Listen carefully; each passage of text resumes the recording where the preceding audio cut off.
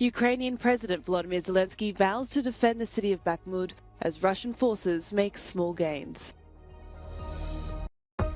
France has announced the city of Marseille will receive the Olympic flame ahead of next year's Games, as more nations threaten to boycott if Russia competes. Apple reports its first quarterly decline in sales in 4 years as the impact of COVID restrictions on Chinese factories makes its mark. The fierce fighting for the town of Bakhmut continues, with the Russians making small advances, but Ukrainian resistance so far has prevented the town from falling.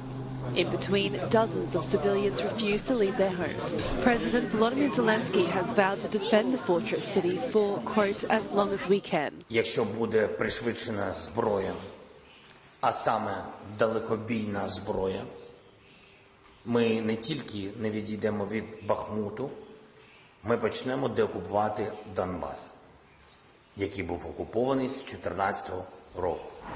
After weeks of back and forth, Germany has now approved the export of older Leopard 1 battle tanks to Ukraine, which would add to the raft of fighting vehicles Berlin promised last week.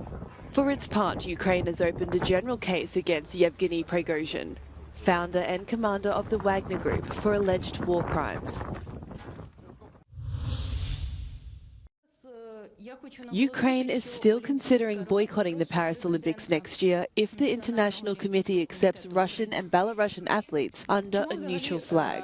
Now, other countries, including Estonia, Latvia, Lithuania and Poland, have threatened to join the boycott. І ми не маємо права на компроміси у цій ситуації, коли гинуть наші українці, коли гинуть наші жінки, діти, коли ми бачимо, як помлять, ще раз я повторюсь, наші міста, як 344 спортивних об'єкта вже зруйновано, 220 наших спортсменів вже загиблих.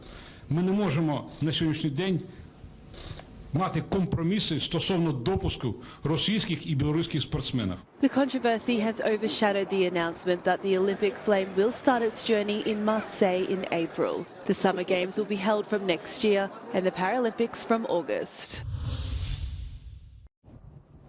The President of the European Parliament, Roberta Metsola, met with Ireland's President, Michael D. Higgins, on Friday in what was the highlight of her second day on the island nation, 50 years after the Republic joined the European Union.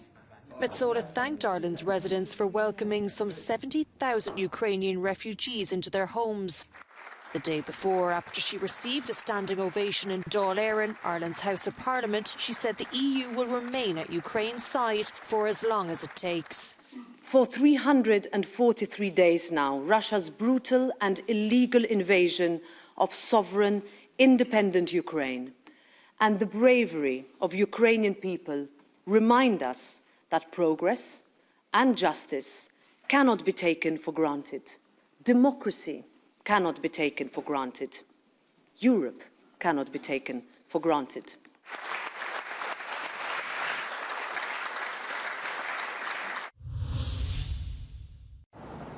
Grim times for big tech. Apple has just reported a 5% drop in sales for the final months of 2022. The company's first quarterly decline in almost 4 years reflects the impact of COVID restrictions in Chinese factories. It coincides with disappointing results for the same period for Google. Parent company Alphabet's profit of $13.6 billion, or 12.4 billion euros, was below its earnings for the same period last year. There was better news for Amazon, with its revenues exceeding expectations. But the online retail platform has already announced thousands of job cuts and has given a cautious sales forecast for the current quarter. Nearly a month since his supporters stormed Brazil's government buildings, former President Jair Bolsonaro re-emerged in Miami, speaking at a conservative conference at ex-US President Donald Trump's hotel. He has spent several weeks in a Florida suburb since Brazil's new leader Luiz Inácio Lula da Silva took office. At the summit, Bolsonaro expressed confusion over losing last October's election and did not directly address his supporters' uprising. He is now under investigation back home for allegedly inciting the attack.